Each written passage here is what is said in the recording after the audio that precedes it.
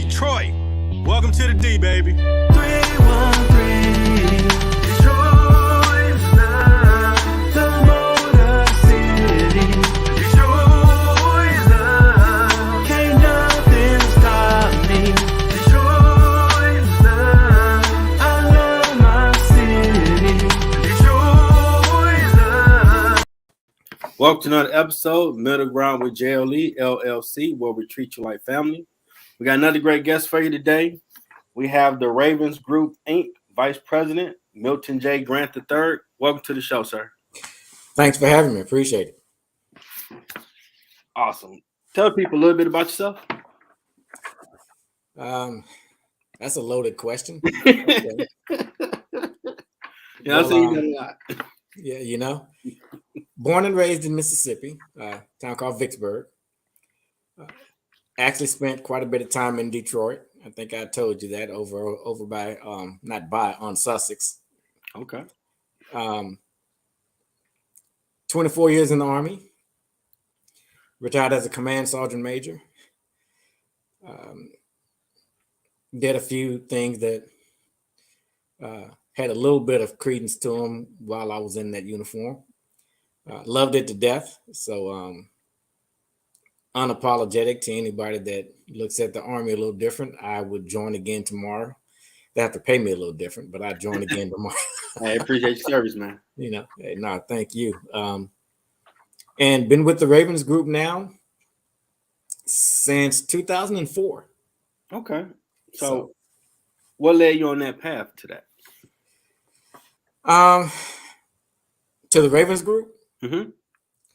I had just retired out of the Army and ran into a black 3-star general officer. Oh, wow. And we were sitting at this food court one day. Mm-hmm. And this young lady that both of us knew introduced us. He had just started a company, the Ravens Group. Mm-hmm. And at that time, he was looking for a project manager to help him get it off the ground. And that's how we met. And we just started talking about business. We had both just retired. He retired just a little bit before I did.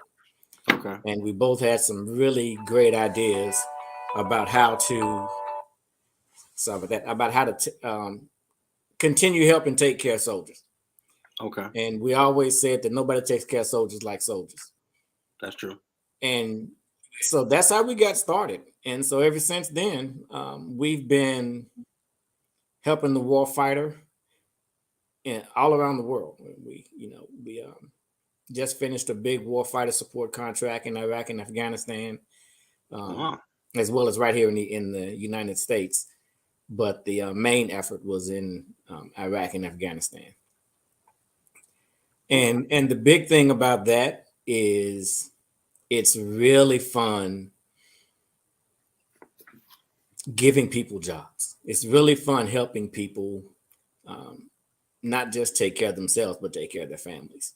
Awesome. That's a lot of fun. And so that's kind of how we got started with the whole premise of making sure that we could help people get good jobs. Now, having said that, almost 100% of our work requires some type of clearance.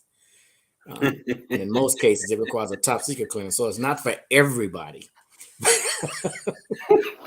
I'm only laughing because I always say, if someone tells me something private, okay, it's J classified. You ain't got clearance, talk about it. And I got someone who literally does that. Awesome.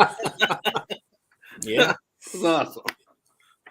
I mean, the old saying, I can tell you, but I have to kill you. Oh, yeah, we don't want them problems. Oh, none of them problems. It's J classified. But that's it. And it's really good. We're minority owned, Okay. Black owned company, service disabled veteran owned small business. We try to be a major player in the Department of Defense game, particularly the Army, since both of us are retired Army. Okay. That's what we know best. But let me see, who do we help?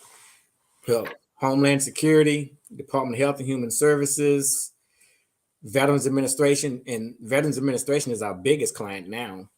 Okay. Army Warfighter, that was our second biggest. FBI, Marine Corps, Air Force, Security Command, Intelligence Command, and a few others. You got Voltron going. Okay. Hey. I got you. I like that. I like that. You said everyone but what? Navy? Now we got Navy too. Okay, so you got them all. Navy too. Yeah. Had there been any challenges getting the contracts? Being a Huge challenges. The contracting game, the DoD contracting game is ruthless. It's vicious because, in large part, even if it's a small contract, it's so sensitive. It's so lucrative, rather, because it can lead to something so much bigger. Just being, as we say, the biggest thing you want to do with the contract is just get in the room. Okay.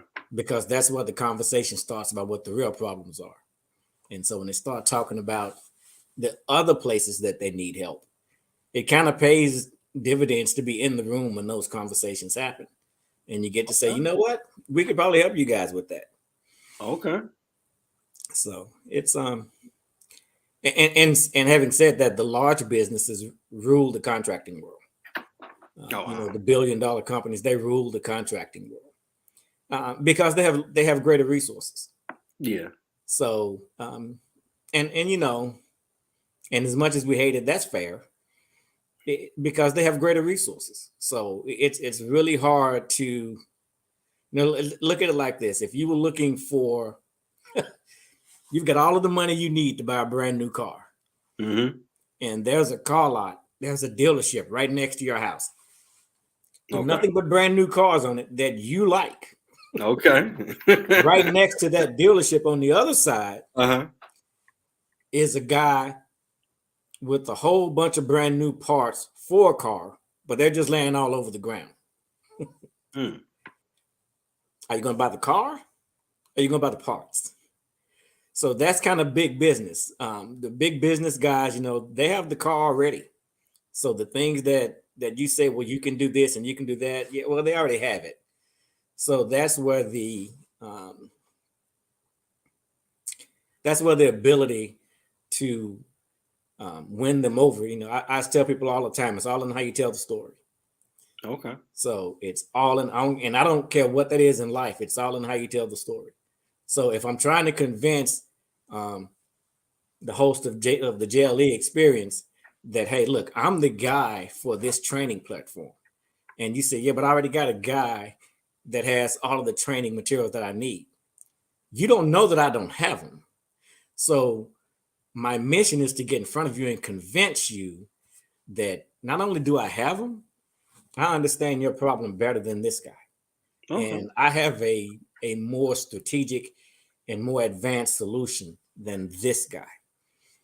But that only starts with the story, and it's all in how you tell the story. So it's a lot of headache, but it's also a lot of fun. So gift the gab comes into play. Knowledge comes into play. Okay. Greater than the gift of gab. Real life story. I had a conversation about helping get soldiers in theater into Iraq. Okay.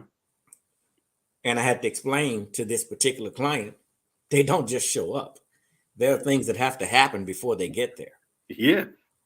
There are contracts that have nothing to do with what you want to get done that need to be negotiated and put in place before one soldier's foot hit the ground. Housing, infrastructure, food, water, fuel, refuge, all of these things that people don't think about when they see soldiers on television in these foreign countries. They didn't just get off of a plane and go straight in the middle of the desert. No, there are places set up to accommodate them while they're there, especially in places like Afghanistan, because you're probably living either right in or just outside of the city. So, yeah. Where's your food going to come from? Where is your, all these things. So just stuff like that. Yeah, Hollywood got it twisted. Big time. Go get the bad guy. Okay. Yeah. Jump out the plane. Like, Yep. that's more than jump out the plane. All Yeah. that got to be done. Then they jump out the plane. That's right. That's right. Okay. You know, you saw these vehicles in theater and tanks and jeeps and trucks. Where's that gas coming from? Yeah, It didn't jump out the plane gas with them. guzzler too, man. It didn't jump out the Big plane with them. Those big vehicles. So, Okay. and that's the fun part, is that, you know, people have these challenges, these requirements that they need solutions for. And they just get the solution. You know, somebody, I mean, not the solution, the requirement. Somebody just walks up to them and says, hey, we've got this requirement. It's in Djibouti. This is the requirement. You can understand the requirement, but do you understand Djibouti? Do you understand what's happening in that country? Do you understand all of the challenges that you're going to have over in the Southwestern Asian theater? That, you know, what's the terrain like? What's the climate like? If you're using cameras and cell phones, can they withstand 150-degree heat? Ooh. Can they withstand 30, 40 degrees below zero temperature? Can they go from one extreme to the next in like a 6-hour span? So when you have to explain those kind of things to people and you say, hey, look, you don't just show up and, hey, I'm the good guy, where's the bad guy? No, it doesn't work that way. Bro, you said 150 degrees heat. Woo. Oh, yeah. Yeah. Ooh, wow. And think about this now. You also have to, you stay in uniform. So you're over there in 150 degrees and eating, living, walking around, fighting with all of, you know, even when you're not fighting. Gear. Yeah. It's a lot of gear on top of that. So it's it can be a tough run. I love soldiers to death. I'm a diehard. I'm Army till I die. But so the whole point now is to make sure that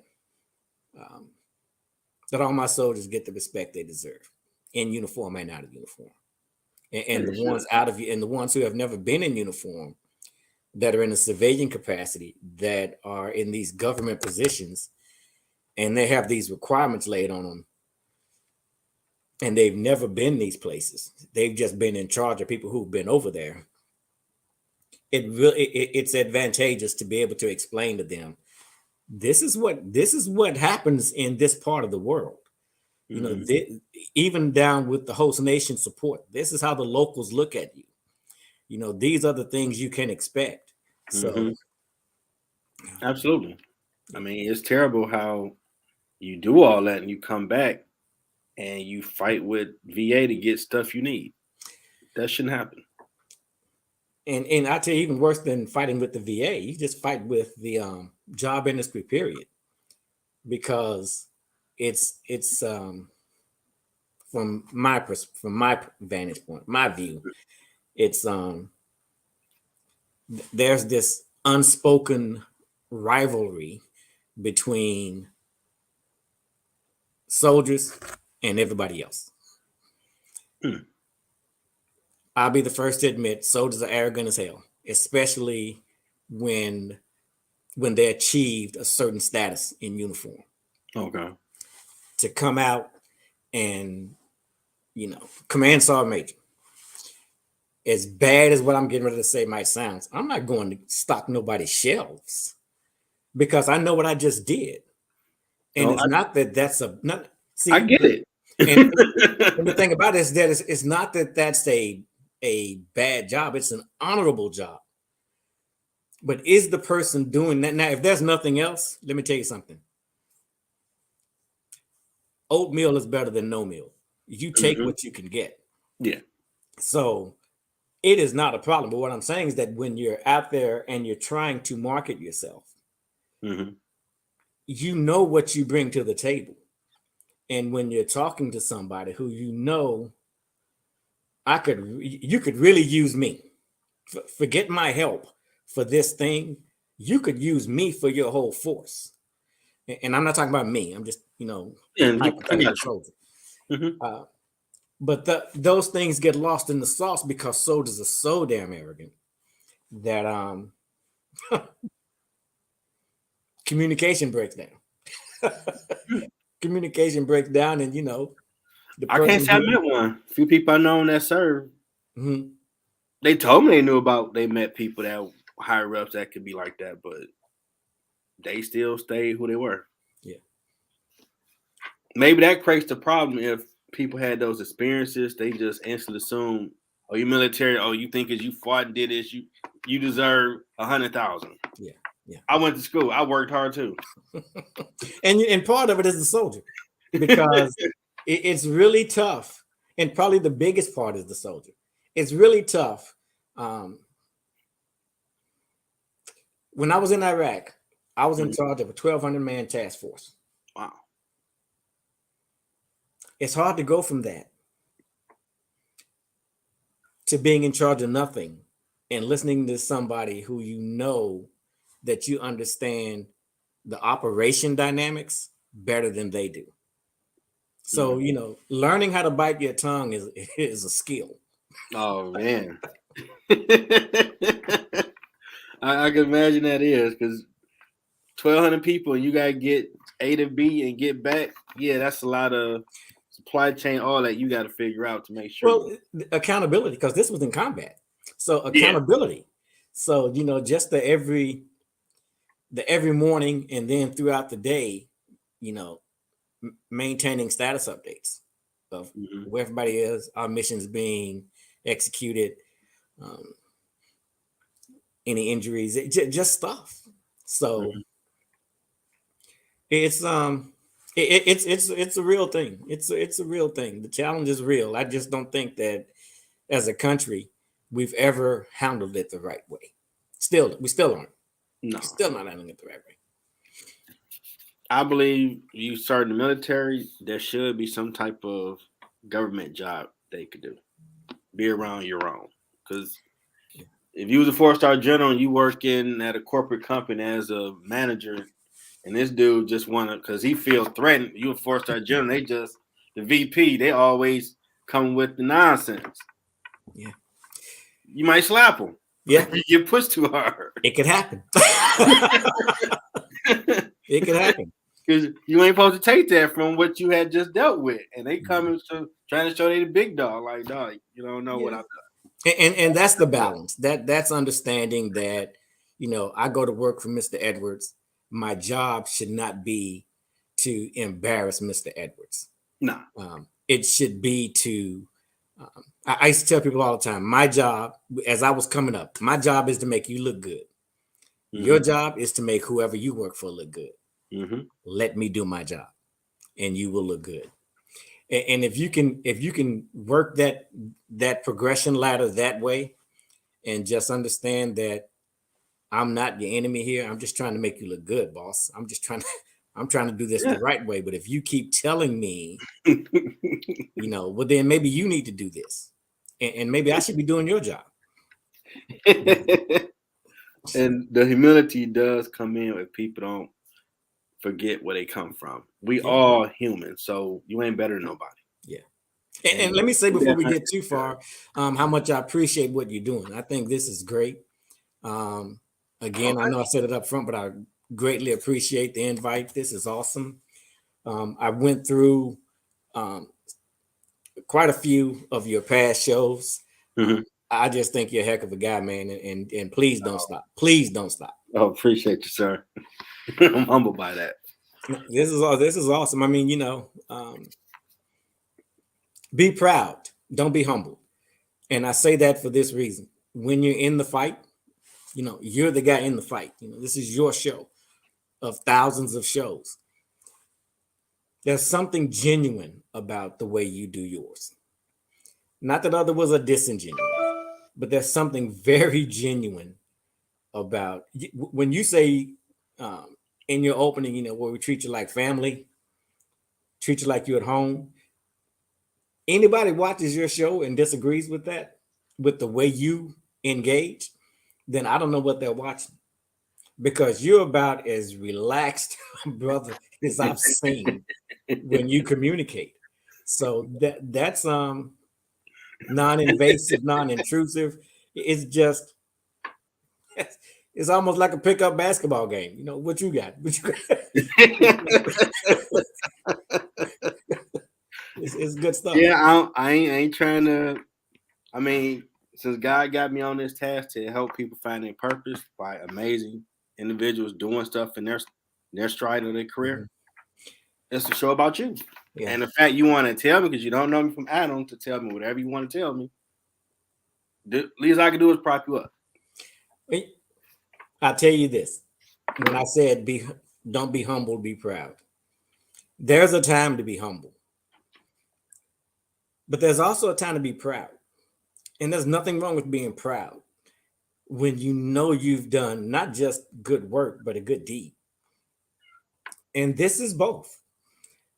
I would submit to you that this is the JLE experience is both. Middle ground. That's the album. Go get it. Whoever listening. It's thank you for the heads up. But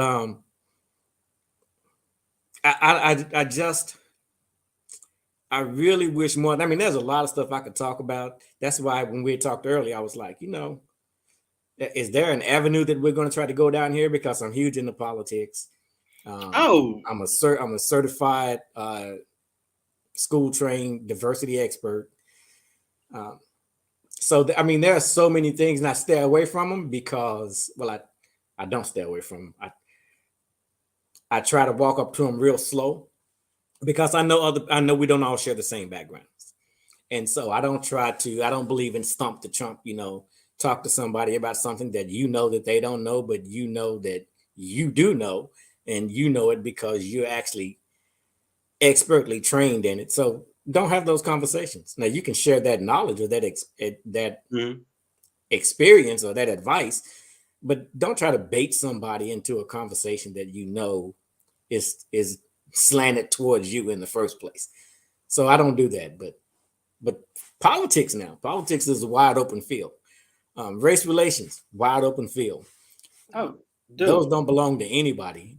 So I never apologize for going down those paths. Hey, this show is about you.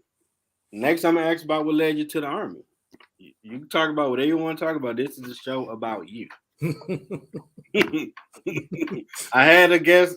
He went on a tangent about small business in Detroit and started dealing with hey, this show is about you, bro. I'm gonna ask you about your company stuff. You need to get something off your chest, you go right ahead. Take as long as you need. Okay. Well, the thing that led me to the Army, it's a sob story. My mom died when I was 16 years old. Under my arm, I was giving her CPR. Trying to give her CPR. I didn't know what I was doing. 16 years old. And then about a year and a half later, my dad died. Well, between my dad dying, after my mom died, my grandmom died, which is who I was living with. Okay. Wow. And so I'm, fast forward past right after my dad died. Living with my girlfriend's brother, because I don't have anywhere to stay. Okay. And he took me in and he just said, hey, I was working. I had an after school job, getting ready to go to college. He said, look, you got a job, you got your own car. He said, as long as you can get your own food, you can come stay with me. I said, okay. So I went down to Alcorn State University. Okay. And didn't graduate from Alcorn. I graduated from a couple of other colleges. Graduated from Excelsior and then graduated from Liberty. So I tell people all the time, college is not a location, it's a journey. So where did your college journey take you? Your alma mater is wherever you went. Say again? Took me 23 years to get my bachelor's. It's a journey. Your alma mater is wherever you attended school each time.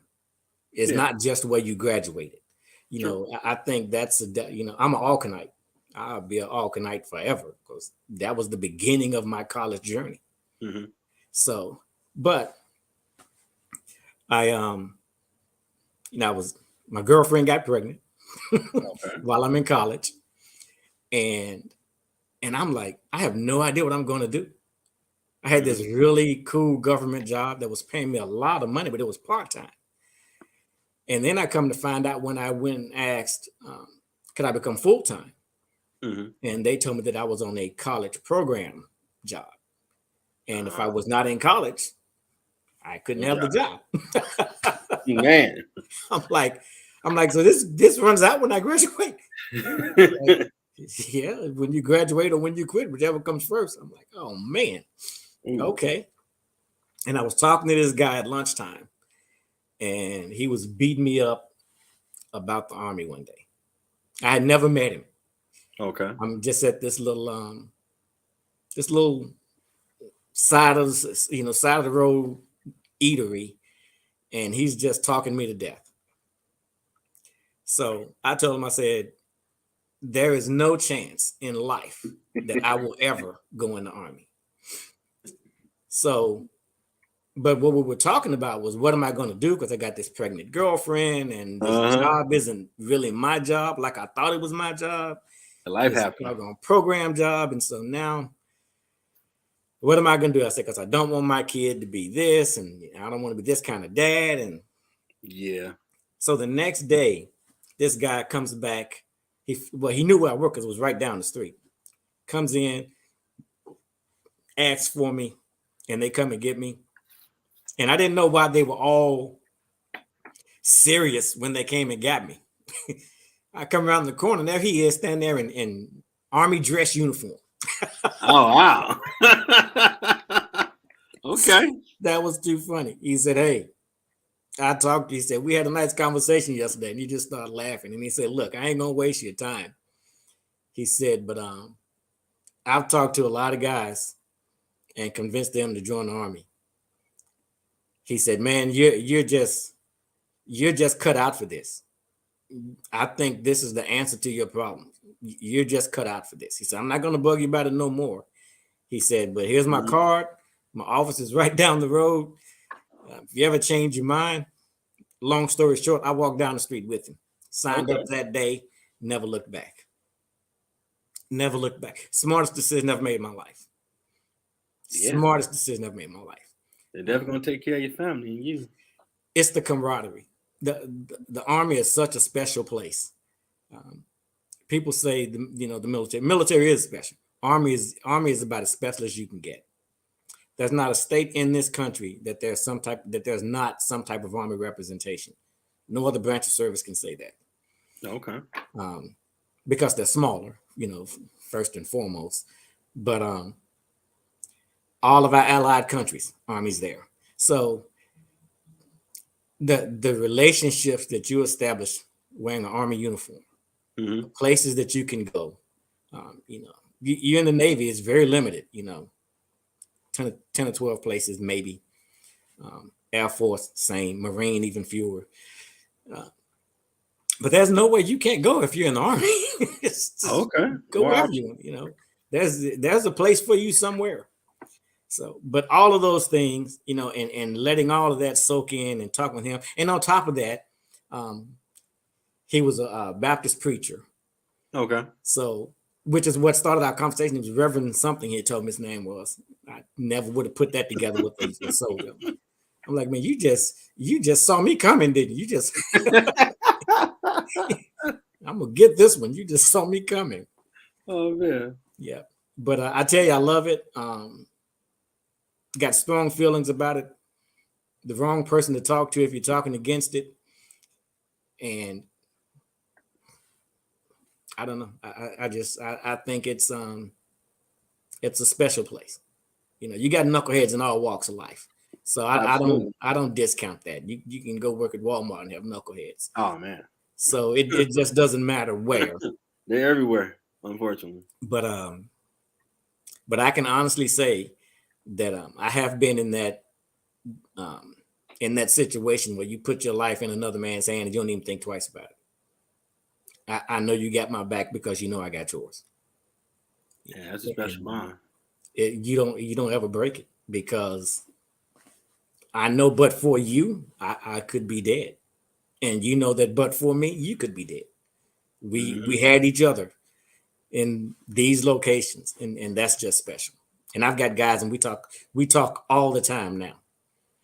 You know, we shared those experiences together, and that's what you just said was what we always say. It's a special bond. You know, nobody can ever supersede it.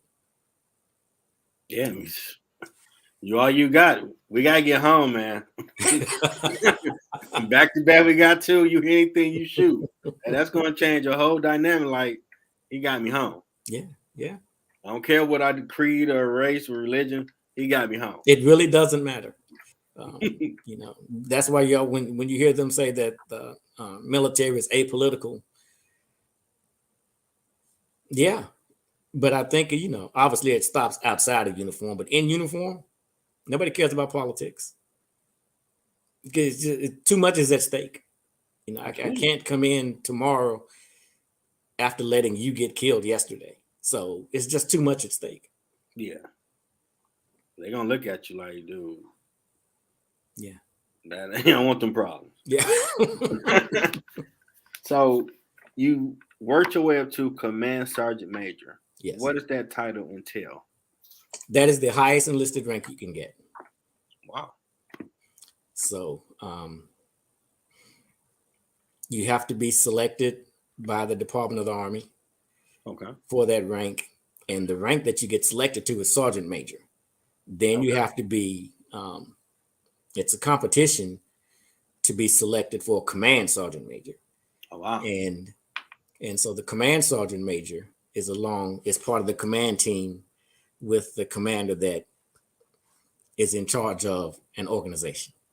Okay. And so they run that together. And it's pretty special. For example, I was the command sergeant major for Fort Belvoir here in Virginia. Mm-hmm. And probably about 6,000 soldiers combined. And one of our units is a technical rescue unit. And I had just got to Belvoir in June of 2001. And you know what happened in September 2001. Mm-hmm. And so I'd only been there a few months because I got there in June, but I'm the guy. And so 9/11, we get, among other things, without going through everything that happened that day on Belvoir, because it was chaos. Get this call and say, hey, state troopers on the way up. State troopers, yeah. Well, our unit's mission is a technical rescue unit. Our mission location was the White House. Okay. So, you know, you're finding you're learning by fire. You know, you're drinking from a fire hose. And so, you know, my guys were one of the first ones into the Pentagon on search and rescue and search and recovery. Mm-hmm. And that's, you know, those are stains I never get off of my brain as long as I live. Walking through that. Yeah, there had to be something. It was. But just, you know, just things like that, situations like that, you know, and people look at you, you know, you're the command sergeant major. These are your soldiers, you know, this is their mission. So what are we doing? What's supposed to happen? It's just a lot of stuff that you really have to know at whatever level, wherever you are. And that's just Fort Belvoir. It's the same in any other installation across the country or overseas. And it's great memories, good stuff to look back on, because even in tragedy, the type of relationships that pop up are just unreal. I mean, because, you know, tragedy builds character in good people, in strong people. Tragedy builds character because you become so dialed in on the mission that all of the little stuff, all the noise just goes away. You know, your only reason for being there that day or those days, however long it lasts, is the mission. And I know that probably sounds crazy, and somebody's gonna look at this and go, "Hey, no." If they do, it's because they haven't been in it. So I get that. So, from being a command sergeant major, How has those experiences helped you in your career after the military? From a leadership perspective, unparalleled. You heard me say earlier, nobody takes care of soldiers like soldiers. Well, nobody has situations like soldiers either. So, Yeah. Because you're talking about extracting soldiers who are pinned down in a firefight, or helping get people out of a burning tank, or just crossing the desert at 150 degrees. And you're on the run, and you're trying to save your own life. It's the leadership aspect of it, the schooling, the training, the real life experiences. The never off the clock mentality. There is no such thing as it's 5 o'clock, we're off. We're not off. It is 5 o'clock. Dang.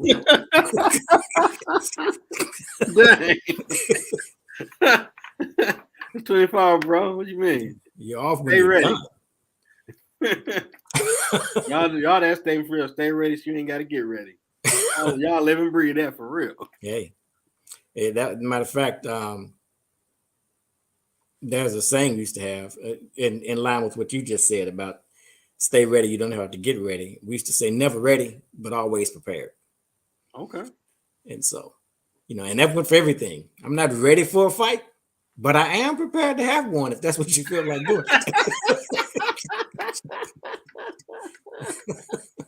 We just walking through the village, but you want to smoke, we're gonna do it. Hey, So let's be peaceful. I didn't order this meal. Just make sure it's what you want to eat when it shows up. And I understand that. Yeah. So. Now, on politics, from your vast experience, what do you think about this whole situation right now overseas? In Ukraine? Yeah, that Biden going to do a State of the Union about tonight. Yeah. It's tough. It's tough. In politics, money is the engine that drives the train. Okay. And in this particular instance, the train that the money is driving is foreign oil. So the hesitancy on going against Russia from our foreign allies is because Russia supplies them with oil. Okay. And a few other things. But unless you can immediately work out some type of a way to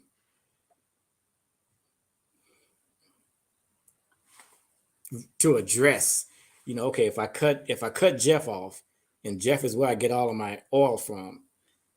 If I cut Jeff, if I go against Jeff, then Jeff's just not going to give me any more oil because I'm going against him. So what do I do if I do that? Okay, I need you to act up really bad so that I can do this. And so that's where sanctions come in, because now I'm trying to squeeze you, and I need you to understand. I'm not going to fight you, Jeff, but I'm going to make life so miserable for you that I just need you to understand. And that's kind of what's happened here. The smartest thing that Biden did was the personal sanctions. Yeah, you can sanction countries and stop trade agreements, but when he did the personal sanctions and attached it to finances and said, okay, what does that mean? Well, that means I'm going to block your access to your own money, regardless of where it is. And I'm also going to challenge our allies that you have money in their countries. I'm going to challenge them to do the same thing. Well, that's what's happened. Okay. And so I've heard people have asked me numerous times, why don't we just mobilize and go against Russia? For what? See, what you can't do is just say, you know what, because Jeff decided to go invade his neighbor's house and take over their house. Let's just get the whole town to go kill Jeff. Well, wait a minute. No, that's not how you do that. Okay. Because now you're the bad guy, not you, the town. now you're the bad guy because Jeff and his neighbor was fighting. And that's the thing about a fight. You know, if you take everything down to its core, down to its foundation level, it doesn't matter who started the fight. Once the fight starts. Once the fight starts, doesn't matter who started it. It's a fight. Now, how do you look for starting the fight? Well, not real good, but it's a fight. So to go in and say, well, because you started the fight, we're all going to just kill you. No, can't do that. So you need to figure something out. And the best thing to do, the best way to do it is to get everybody that you rely on to see that you're wrong, to see that you're the problem. And that's kind of what's happening. So now everybody is forcing the world to see this is not a good thing that this guy is doing. This shouldn't be happening. And because we can do some things, and that thing that we can do is disassociation. So we're going to disassociate in every important way possible. We're going to disassociate from finances, from free trade, from sharing, from giving you a seat at the table. We're going to disassociate from all of that. So what you're going to sit in your sandbox and play by yourself now? Yeah, I'm not even talking on political shows. Well, U.S. don't want to get involved because that might start World War III. Like, and it might. yeah, it might. But the problem with most wars, with most premises for wars, is you know who's going to win going in. So that really kind of messes. It really kind of messes things up. For example, the conversation we were having under the previous president was North Korea. Nothing drove me more crazy because I'm like, why are we talking to North Korea? So here's why. Here's my cell phone, and you probably can't see this little blue light down here in the corner blinking at the bottom. Anyway, let's just look at this little corner right here. That's North Korea. This is the United States. Why am I talking to you? I'm not scared of you. I could send Food Lion over there to take you out. I know that's small. Wow. Very small. And anybody who watches this thinks I'm exaggerating. Look at your map and look at North Korea and then look at the United States. You know where you're at? You know the oh man. There is a market over off of Jeffries. I can't think of the name of it. When you come up off of Jeffries. Oh, that I can't remember the name of it right now. That's North Korea. Yeah, that's not a big market. Everything else is Michigan. So the United States is Michigan. Yeah, that's small. And that little market is North Korea. Yeah. You should really look at that when we get done and go, okay. So when this person is, well, we're going to test a nuclear missile. We're going to do some tests with long range missiles. We're going to do some tests with ballistic. I mean, okay. What's the song? The commercial, the SoFi commercial. I throw some money up and watch the money land. Yeah, that's what they're doing when they fire off those missiles all the time. They're just throwing money up and watching money land because they ain't getting nothing out of it. You ain't scaring nobody. No, you're making some people mad because you've got neighbors who don't necessarily possess that kind of firepower. So you're scaring them, but South Korea literally belongs to the United States. We've got so much firepower over there, it ain't funny. So less than a mile apart, what is that you think you'd be able to do if we didn't want you to do it? Yeah, you got a good point. You'd be waking up brushing dirt off your forehead every morning if that's But it seemed like he wanted some attention, and Trump gave it to him, and you don't He hear did, about it. and that's it. And he was irritated prior to that because nobody else gave him attention, and now he's not getting any attention. So what am I doing? What am I doing again? I'm throwing money up and watching money land. Yeah, Doing his money dance. That's right. because everybody ignored him except Trump. All right, I'm gonna have to talk. All right, go back to the corner, and That's right. That's right. and Go sit in now the I'm sandbox. talking big and bad like Debo. I'm going in there, and y'all better not worry about it. Like, oh, I'm not a violent person. Like, hold on, all these Republican presidents we had for years, y'all don't worry about my business. And nobody say, who you talking to? I ain't hear nobody say that. Like, That's right. I'm used to the U.S. Like, who you talking to like that, dog? Yeah. What you say? That's something. You say that to everybody. Like, That's something. don't worry about this. Yeah. That's Dog. when, yeah. Oh, okay. You kind of expected somebody to go, come here for a minute. Let me talk to you. We spend trillions on military, like in defense. Like, ain't none of y'all gonna say who we talk to like that. Y'all like, all right, just know it. Yeah. Don't ever look at me like that again. I'm just saying, don't ever look at me like that again. Let alone talk to me. Don't ever look at me like that again. I was shocked by that. I ain't gonna lie. Like, wow, we're gonna sanction. Like, oh, okay. But we try to be decent. And the thing about it, being apolitical is a full-time job because you really do try to respect the office of the president of the United States. So the only way to do that is to remove politics out of your brain and focus on the mission. The problem with that particular president is we took away the mission. So there was nothing left to focus on but actions and politics. Yeah. So, the mission was like in Korea. You got South Korea, you got North Korea. The DMZ is there for a reason. The demilitarized zone is there for a reason. That line is there for a reason. So you're just going to go up and walk into North Korea. Man, we got soldiers over here risking their lives every day. And you just going to come and act like this ain't no big deal. I'm just going to go over here and walk across this damn line, and that's just all it is to it. When you put it like that, yeah. I'm just waiting on an Oliver Stone movie. Like, what really happened up there? I mean, it's been historical tradition. You don't take the logs away of who comes see you. Get that out of here. Yeah. Get the press away. Every day they stand outside the gate. Yeah. You didn't see that? Like, don't worry about my business. Like, what you doing, dog? That you want nobody? Yeah, nothing to see here. Keep it moving. Like, you work for everybody. No, I don't. This is my private little hookup. Y'all beat it. Go down the street. Like, dang.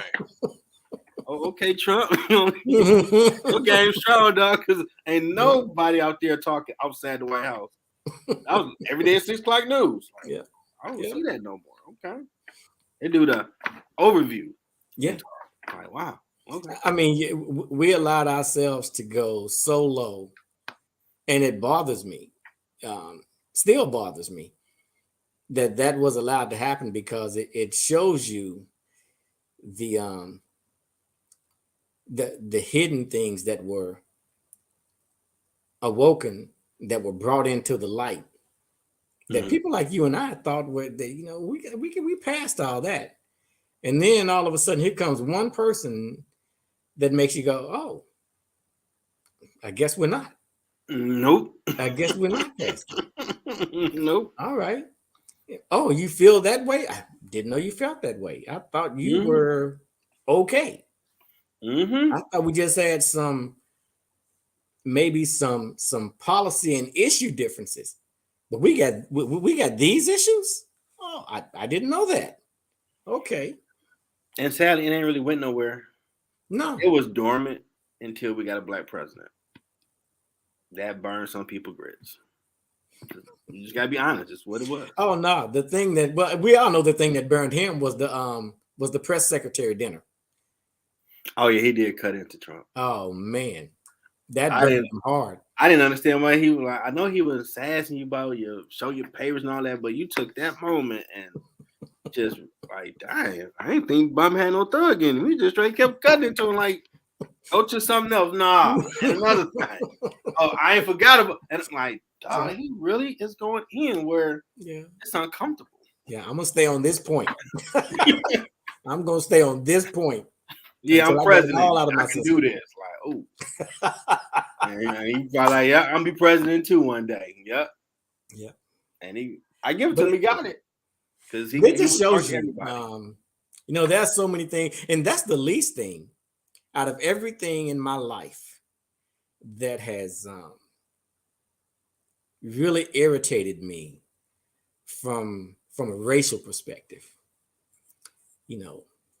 63 years old. I'll be 64 this year. Mm-hmm. The Rodney King riots, the St. Louis riot, what just happened here a few years ago in DC. Nothing bothers me like the Trayvon Martin thing. Over to George Floyd. Not even George Floyd. Wow. The Trayvon Martin thing really, really irks me because here was a kid. See, the first thing they want to do, anybody who is not for you is against you. One of my favorite things was that you're either with me or you're against me. And if you're not with me, you're against me by default. Mm-hmm. Well, you can only be with me if I'm right. If I'm not right, then you shouldn't be with me. So you either with me or you against me if I'm right. And so when the Trayvon Martin thing broke out, I didn't even think twice about it. I'm like, nah, they're going to get this kid. Here's a kid walking home. You play tough cop when you're not a cop, but you play tough cop. You run up on me. You start the fight with me, and you end up getting the worst of the fight. So you kill me simply because you can't do what you wanted to do and what you intended to do, which was beat me. Mm-hmm. So you didn't do anything wrong? I'm dead on top of all that, and you did nothing wrong. That's the way I took that. I'm like, okay, that's about as, the Rodney King thing. There is no answer for the Rodney King situation. There is no answer. That just shows how rampant racism was. Yeah. But at least it went to court. Yeah. And at least there was a settlement. Money doesn't make you whole. It doesn't do anything really. No. In situations. They didn't say y'all was guilty of something though. Yeah, but you can't take this whipping off of me that you put on me. Money don't do that. Whatever whipping you put on me, money don't erase that. Nah, it don't. But the Trayvon Martin thing, I don't know how people don't sit back. All of the rest of them, I can create an argument in my head. Eric Garner, you just couldn't stand the fact that this big brother standing outside there, and you all went in with the preconceived plan. We're gonna take him down. And it wasn't working. And that was just it. And the Michael Brown thing out in St. Louis, who was a kid, and you just made it up in your mind that I'm a cop, and this kid is not gonna talk to me like this. And then when I see the cop in court, he was bigger than Michael Brown. I didn't see that. 6'5". Oh wow. This is just so none of this stuff makes sense. But the Trayvon Martin thing, I'm in my neighborhood, in my community, going to my house, and you aggress me because you don't think I should be in this neighborhood. I live right there. I'm going to my house, and then I end up dead, and somehow you get off. I didn't need Trump to be president to let me know how strong racism was still around. Trayvon Martin told me this is so far from being buried. Yeah. Now the beautiful thing about all of this, though, is you mentioned it a minute ago, which was Obama being elected president. And I tell my kids, Obama being elected president shows progress, but for a different reason and in a different way.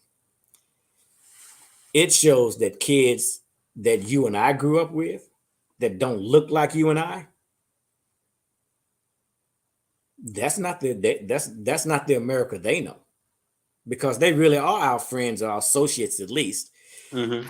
So they don't see it that way. And their kids, the even younger, Yeah. Our kids, my son is 41. They don't see it that way because their friends, their multiracial friends, they don't know just just one side. They don't know just the black community, the white community, the Hispanic community. No, they all went to school together, played ball together, hung Mm-hmm. out together. So they don't see, one is better than the other because it's not, but they don't see it that way. So they don't keep it that way. So that's how we end up getting an Obama elected, because everybody voted for him, because that's what they saw. Yeah. And so what happens after an Obama person like that gets elected? Well, guess what? The people who never worried about somebody like that getting elected realize, no, we need to go vote, because that can't happen again. And yeah. and that's what I think people really need to hang their wares on and go, now that you know it's still there, now that you know it's out there, what are you going to do? See, because we talk way too much. We've been talking forever. We're too forgiving, for one thing. And when I say too forgiving, I mean not violently forgiving. We forgive. Yeah. And the forgetting forgive. That drives me crazy. That drives me crazy too, because no, that happened. I just say, you could walk up and slap me as hard as you possibly can, to the point where you knocked me out. And when I wake up, you are apologizing profusely. I'm so sorry. I don't know what happened. I thought you were somebody. Whatever story you want to tell me, Mm-hmm. I can accept your apology. But guess what? We still got to deal with the fact that you slapped me. See, because that didn't go anywhere. That's still right here. Whole handprint, still right there. That didn't go anywhere. Yeah, I agree. That atonement part So needs to be addressed, because saying that I accept your apology doesn't get that out of my head, what you did to me. And I can act like I'm okay with it. Nah, it finds its own way back up to the top every. you let a man slap you. That's a problem. Yeah, and it can show up at the wrong time. That's a problem. That man can't walk around this earth. Hey, I slapped him back in the day and tightened him up. He can't say that about you. Ain't that Jeff's handprint on your face right there? You might be with your wife and girl. Like, you let a man slap you, you ain't do nothing about that. Yeah, that's what I'm married to, huh? Okay. Yeah. Nah, that wrong got to be balanced out. I'm not condoning violence. You got a right to defend yourself. And I wholeheartedly believe in that. I wholeheartedly believe in self-defense. I believe in the right type of judicial punishment.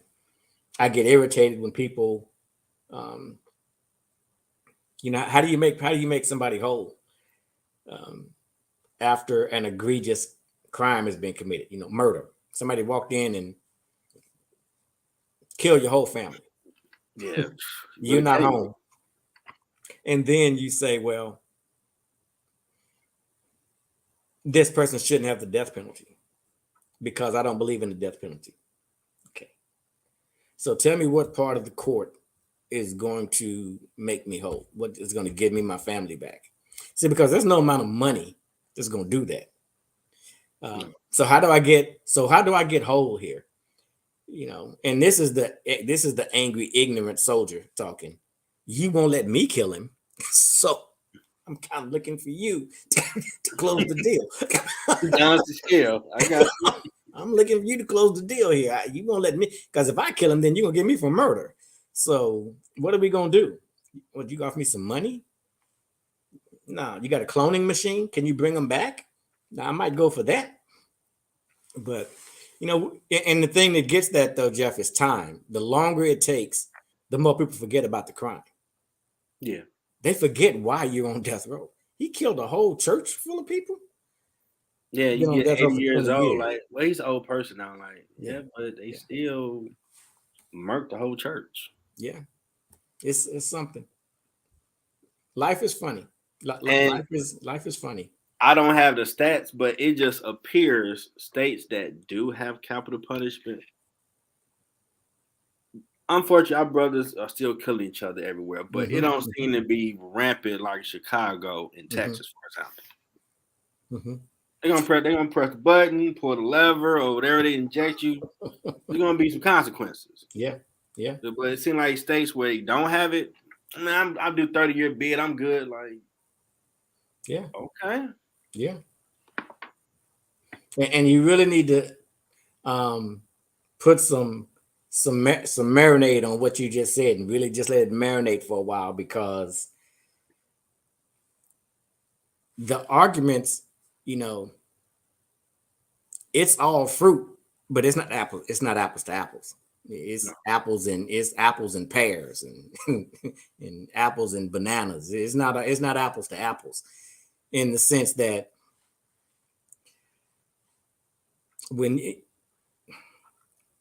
what you're talking about are people who are not in authority, killing people that look like them that are not in authority. But the antithesis of that is people in authority killing people that look like you and me, and it being deemed necessary, or maybe not necessary, acceptable. Because when they come in and say that this officer wasn't found to have done anything wrong, but this person's dead, help me out here. And oh, by the way, and they were shot in the back. Help me out here. Yeah. So some stuff is just common sense. Yeah, you got some bad apples in police force. You do. Now, that's not, trust me. Not all of them. Love my police force. Command Sergeant Major for a police unit, for a military police unit.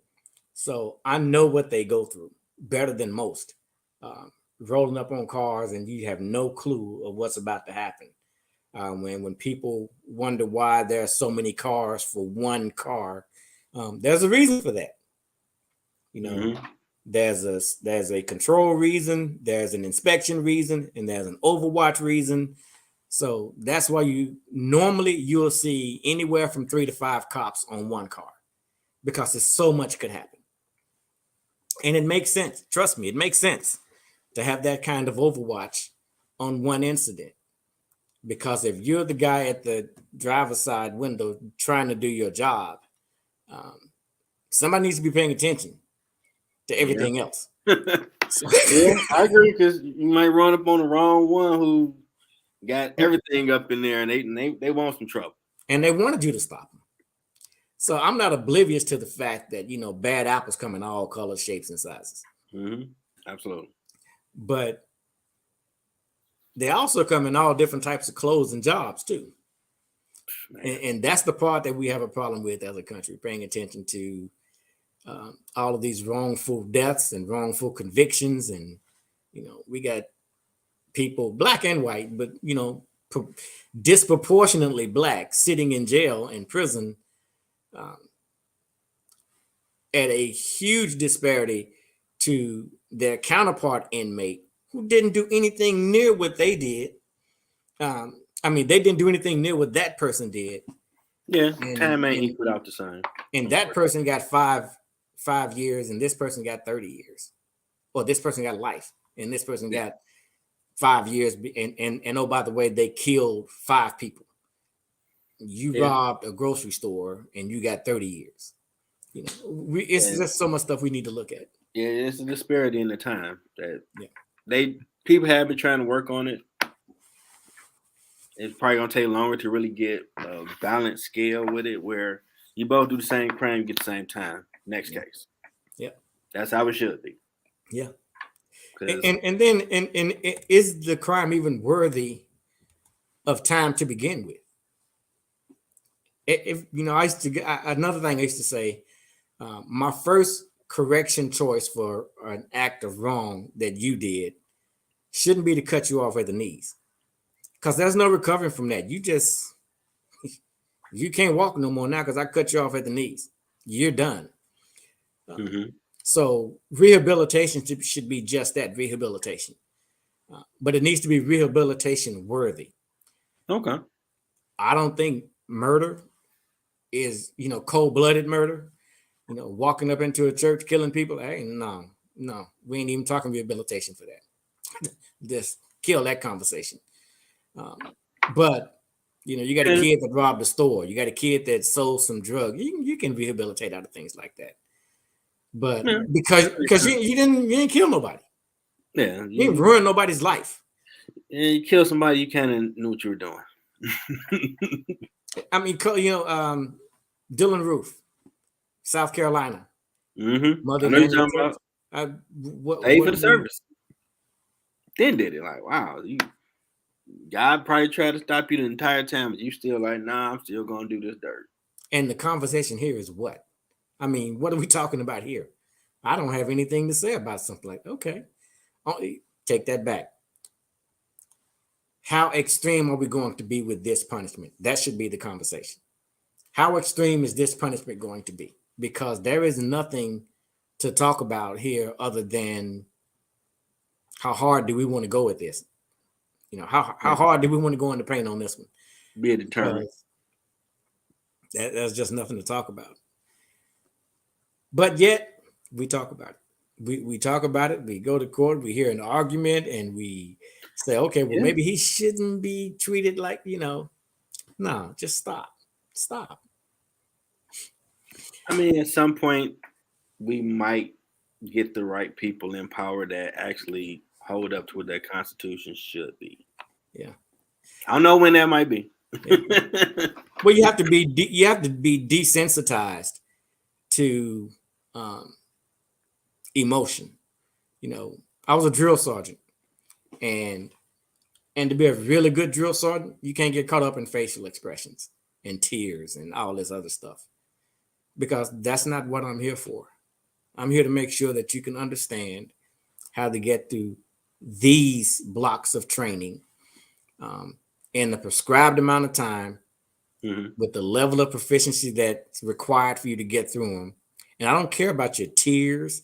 I don't care about you missing your dog or your mom or your girlfriend. I don't care about any of that. I care about this training. And either you can get through it or you can't. And so we get these people in these courtrooms, and they come in and they hear about these stories and oh, Jeff had a hard life, and Jeff's dad died when he was 6 years old, and now Jeff killed 15 people. Next question. I got nothing for that. That's hate it for you, but next question. Because I can find 10 Johns who got the exact same background and ain't killed nobody. So I'm in agreement with you on that. That makes sense. Some people might not, but that do make sense to me. Like, you did what? Okay, punishment. Because there was a million ways you could have handled the situation, and you chose that. Yeah. You got to show punishment, because if you don't, well, they done it. Got away with it. And sometimes they give you everything that you need. I'm going to go back to Dylan Roof in South Carolina. I don't know if you remember, but he said he did it because he wanted to start a race war. I never caught that part. Bro, why are we even talking about you? In court, I mean. Why are we even having this conversation in court about you? So you stand in front of the judge and say, want to start a race? Look it up. Wow. Want to start a race war. I'm like, okay. Well, mission failure, but you did piss a race off. Yeah. Wasn't nobody ready to go fight and all that, but he was upset. Like, church supposed to be holy ground, dude. What you doing? And he was invited in. It just, none of this makes sense. No. None of this makes sense. What? Devil got soldiers too. That's Brother, stop. Get out of my head. Because I tell people who don't believe in God, I mean, I know when we talked the first time, and I was talking about how much my belief in God and what I know God has done for me and guided me through. But I tell people, and I tell them as a caution, how dare you say you believe in God, but you don't believe in the devil? You know, devil got cards here too. You can't believe in God and not believe in the devil. He got soldiers too. And he got a job and he works hard. So absolutely. So I understand that. But the same punishment I would bestow upon the devil, I'm going to put it on you. Because you did the devil's work. Yeah. You did the devil's work. So can't get to him, but I got you. You're right about that. That's why I let God deal with him. I'm gonna deal with you. Tongue breathes life and death. So be careful what you're speaking, because either the devil soldiers or God soldiers are gonna go forth to do what you said. You know, you blessing someone, you cursing someone. Someone about to go put that work in for you. Yeah. So what you saying? Yeah. And don't be saying it about yourself. I suck. Don't shoot yourself in the face. Come on, Bishop Butler always talked about that in one of his sermons about your tongue is a 12-gauge shotgun and you're going to turn on yourself. I ain't going to be nothing. I ain't going to do this. Like, yeah, you will bring it to fruit if you keep saying that. You can do anything God made you to do. So don't say nothing negative of yourself. Yeah. Or anybody else. Worry about you. And you know what? And a lot of people who say what you just said, that they can't, it's because nobody has given it to them. You know, people are devoid or aversive, rather, to hard work. It takes hard, you know, John F. Kennedy said about life, and it's one of my favorite things. I use it all the time. When he said, who the hell said it was supposed to be easy? I'm getting this out the mud, bro. Figuring this out step by step. Hey, let me tell you, man. And this is another Command Sergeant Major Grant-ism. Life is a 12-step program. I get that. Life is a 12-step program every single day. And you have to restart every day. And the best way to get through the 12-step program is to wreck the progression of terminology. You know, good, better, best. You know, you go from good to better to best. Well, every single day, I want you to scratch best and start over and give me your best again tomorrow. Because today you gave me your best. Well, I need you to be better tomorrow. But I'm at my best, but I need you to be better tomorrow. But don't best come after better? It does, but I need you to be better tomorrow, because today was your best. So we're going to back it up, because now that this is the bar. Now, this is the bar now. So every day we just have to get better.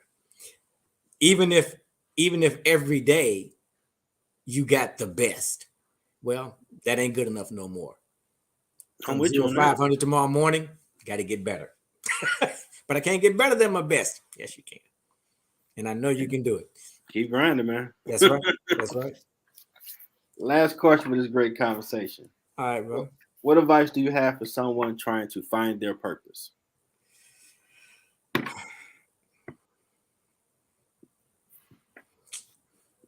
Believe in yourself, first and foremost. And I say that first and foremost because a lot of people don't believe in God. I'm not oblivious to the fact that everybody don't believe in God. But whoever you are and whatever you believe in, start off with believing in yourself. Believe you can do whatever it is that you're trying to get done. And then build a path to getting to that point where you can actually do it. Because it doesn't, you know, there's no instant drink to life. There's no just add water. And there it is. No, it's not. So, you know, some of the things that you got to do the old school cake. You got to crack an egg. You got to get some flour. You got to make it. Yeah. You know, and then you can buy some Aunt Jemima pancake mix and just add some water. You know, yeah. But you still got to mix it together and cook it. Yep. But life doesn't have that ingredient. So believe in yourself. Be honest with yourself. Have a passion about something positive. Have a passion about it. And then find an argument to support that passion. You know, and wrapped around all of that, if all of that's in the middle of the circle, then the circle should be God. And if you don't believe in God, then it should be whatever it is you believe in. You know, but you got to believe in something, and believe in that, and believe in what it means to you and for you, and follow that path, create that trajectory of steps. You know, what are the things that it takes to, you know, How do you measure success? And how do you measure failure? You can't just measure success and then say, okay, well, we're going to worry about failure. Yeah, things fail. Everything doesn't succeed. No. So when you measure failure, have a reaction plan for that failure.